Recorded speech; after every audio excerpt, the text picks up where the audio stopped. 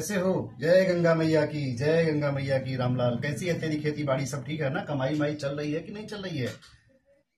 प्रणाम महाराज, प्रणाम।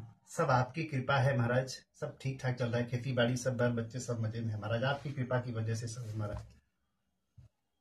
अरे रामलाल, पानी बाद में पिलाना, पहले ये बता कि इस बार महाकुंभ में तू जा रहा है कि नहीं जा रहा है? तैयारी वैयारी किया कि नहीं किया? पैसे वैसे इकट्ठा किया है? जाएगा कि नहीं जाएगा महाकुंभ? पंडित जी, हमारे पास इतना पैसा कहाँ है? हम गरीब आदमी, पेट पालें, बच्चों को पढ़ाएं लिखाएं, या आप जैसे लोगों को दान दक्षिणा दें। इसके अलावा हमारे पास पैसे ही कहाँ है महाराज? कहाँ से हम लोग कहेंगे?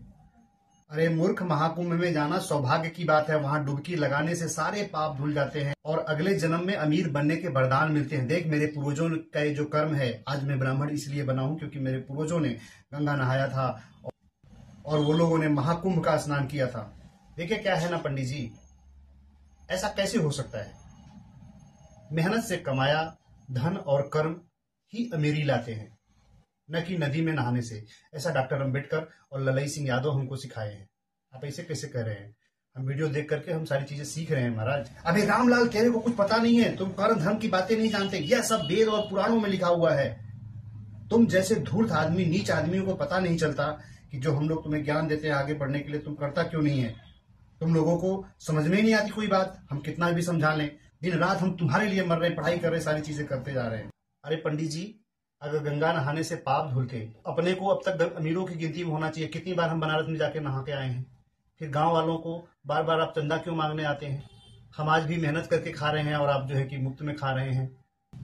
देखो, यह सब भगवान की सेवा के लिए है। जो दान देगा उसका सब वैकुंठ में स्थान मिलेगा, उसका हमें कोई फायदा नहीं होता है। सीधे के सीधे तुम्हारे पूर्वजों और तुम्हारे लिए फायदा है। हमारे ऊपर ये सब मत थोपो, ठीक है? अगर जाना है तो दान करो, दक्षिणा करो। नहीं करना है तो तुम्हारी मर्जी है, तुम्हें क्या करना है क्या नहीं करना है। देखो महाराज, ललई सिंह यादव ने हमें बताया है कि पाप धुलते हैं अच्छे कर्मों से, पाखंड से नहीं।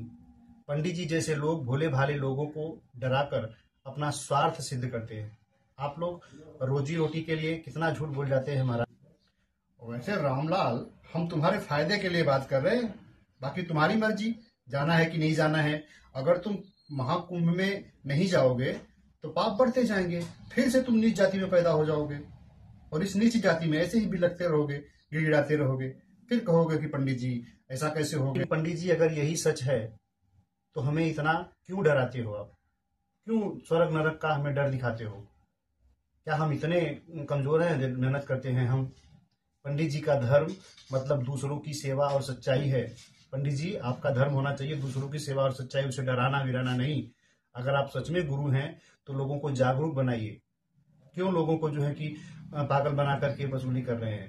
ठीक है, तुम लोग खुद बहुत समझदार बन गए हो, बहुत पढ़ लिए हो डॉक्टर अंबेडकर की वजह से, तो मैं चलता हूँ। मेरा क्या काम है यहाँ पे? तुम लोग, तुम्हारी मर्जी है। बहुत नीच के नीचे ही रह जाओगे तुम लोग। मैं क्या कर सकता हूँ? मैं तो, हमारा कर्म था, हमारे पूर्वजों का दिया हुआ जो संदेश था वो मैंने दिया आपको। महाराज, सच्चा धर्म सच्चाई और ईमानदारी और परिश्रम है।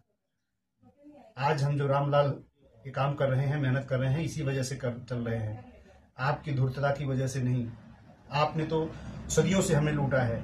ऐसी बात हमें डॉक्टर अंबेडकर, ललई सिंह यादव जैसे लोगों ने बताया है। दोस्तों, पाखंड और अंधविश्वास से बचें।